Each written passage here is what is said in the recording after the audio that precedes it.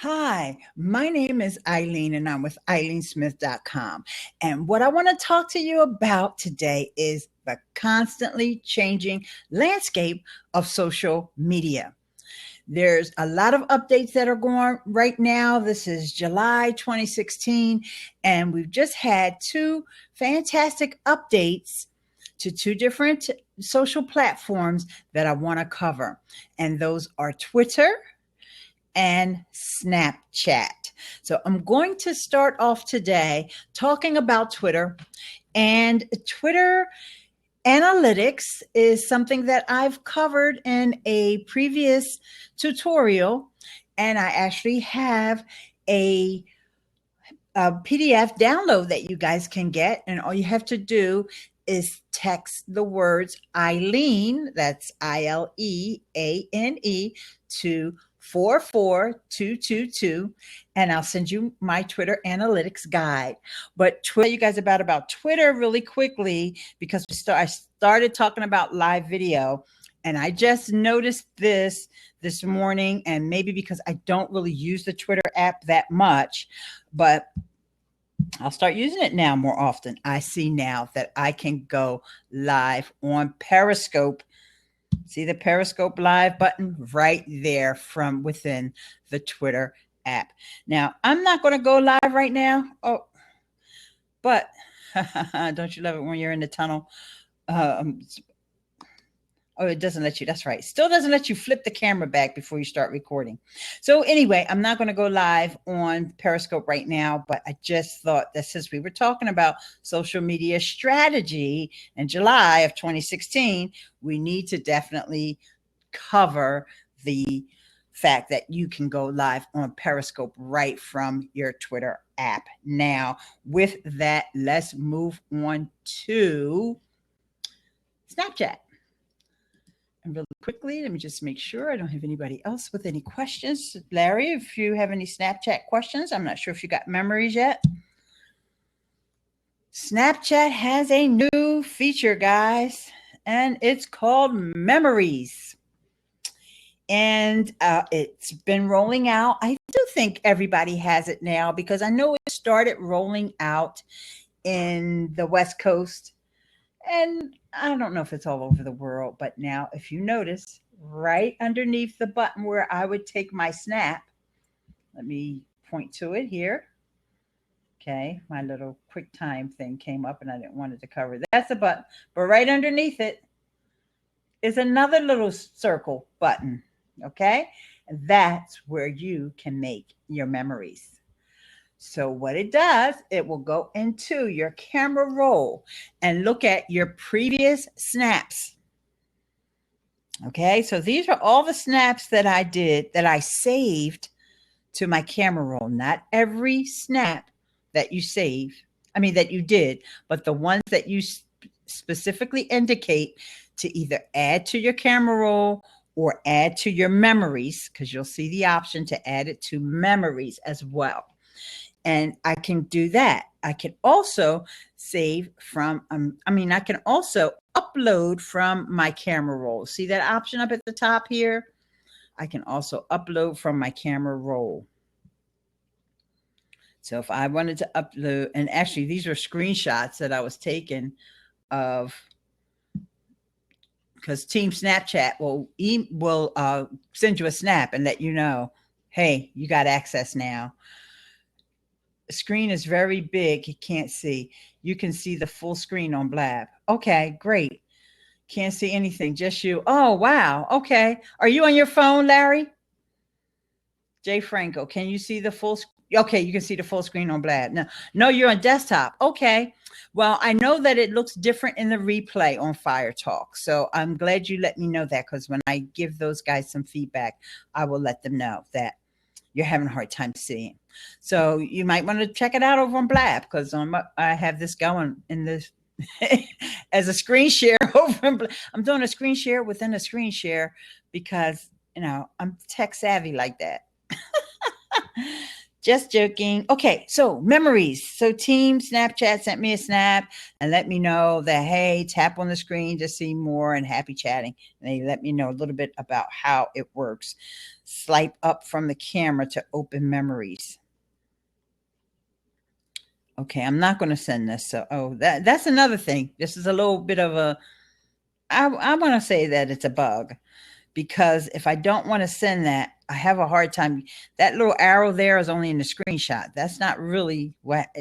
Okay, good. Now I see what I had to do. I had to swipe down. Your camera roll isn't backed up by Snapchat. Okay, it gives me a warning about that. Okay, so I'm not going to share a memory. So how do I get out of that? No, I don't want that ugly thing. Don't want to do that. Not sure how I get out of it, guys, if I don't want to share a memory. Oh, okay. I guess I had to double swipe. Looks like what I had to do was double swipe down, guys, and then that gave me the ability to go back to the home screen. So, yeah, because that was a little confusing to me, because I was trying to figure out, okay, never mind. I was just kidding. I don't want to share memory. So now this is my prediction of why this may be a miserable experience for some folks. And I'm definitely going to stop screen sharing now, because this is weirding me out. This may be a less than desirable experience for some Snapchat purists. And one of the reasons why is that now you can basically, anything that you send over to Instagram, you can send it to Snapchat. A person could theoretically be on Snapchat and we never see them, because they could just send over pictures, graphics that they've made promoting their latest blog post, like we do on Instagram. We may not, it may lose some of that authentic, intimate engagement that we currently have on Snapchat. And I think that with some of those accounts that you follow, you're going to start noticing that, in which case my recommendation to you is to just unfollow those people, because you could just follow them on Instagram and get the same thing. And Facebook, because some people just are sharing stuff from their phone on Facebook. And so I think it's going to be interesting times, guys. It's one of the innovative things that these apps do is when they come out with something different. Snapchat was that app that you didn't think you needed. In fact, most of us in my age group, beyond millennials, us boomers, you may want to call us, or I call it Snapchat for seniors. We felt that, it was just for the younger folks. We didn't really need Snapchat. But as they added the Snapchat stories, it became something more unique, because you could string those 10-second videos together and combine them with still images and tell a story. It could just be the story of your life, or it could be the story of a trip you've gone on, or a place you went to visit, or something you're working on to show the behind the scenes. Either way, it was telling a story. And I think that it's going to lose a little bit of that storytelling uniqueness now that people are able to just upload some pre-formatted or pre-templated graphics into their snaps.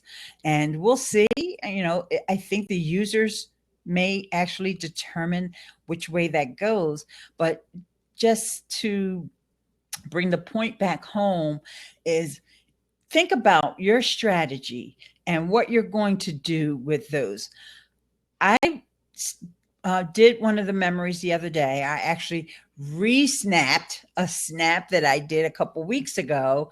And, although it saved time and it was a cute snap, it kind of was not in line with the story that I may have been telling at that particular moment.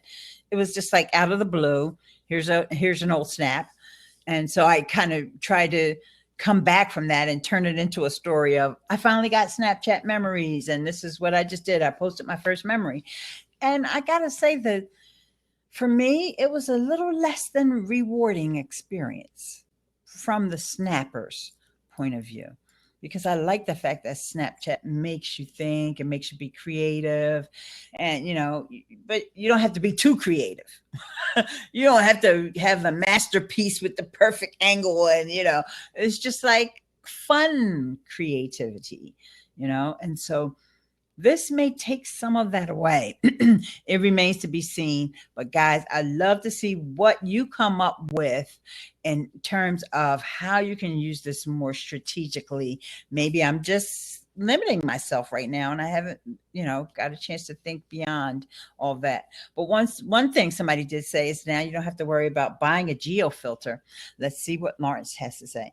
There are photos that I've taken and that I want to share as a story, but couldn't. But with memories now I can. Absolutely. Wonderful. Wonderful thought. Yeah, I have that, but those photos were the ones I shared on Instagram. They weren't like photos that I was just like taking photos. I was specifically taking them just for Instagram. And I was thinking, darn, I should share that on Snapchat.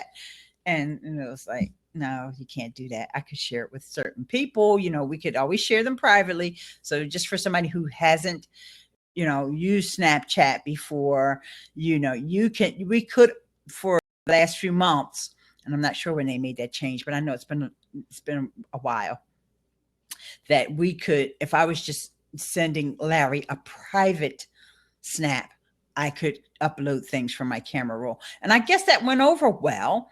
And so that's why they decided to roll that out even on the front side so that can be part of your stories. So, like I said, maybe I'm just, being a little cautious. So was memories introduced to help us seniors? Yes. And it was introduced, I do believe, honestly, I think Larry said that as a joke, but I do think that one of the pushbacks from the brands, because, everything that happens always revolves around the brands. And by that, I mean the people with the moolah. And they didn't like the fact that the snaps would go away and, like you can't ever use this content again. We spent, $5,000 making this 10-second snap or $150,000 making this Snapchat story that lasts for, 50 minutes or whatever. But now they can show those stories again and again and repurpose them and use them here and there and wherever. So yeah, to quell some of that objection to joining Snapchat.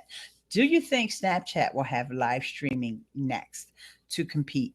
Actually, Snapchat kind of is almost in that live streaming category because people had to watch it within 24 hours. Now, of course, they weren't seeing it at the moment unless they just so happen to be on the phone when you're doing it. Now, I could see them making it so, yeah, we could see who's live snapping right now. But because of the fact that it's only 10 seconds, that would be very difficult. Now, what they would have to do first is lengthen the time of the snaps.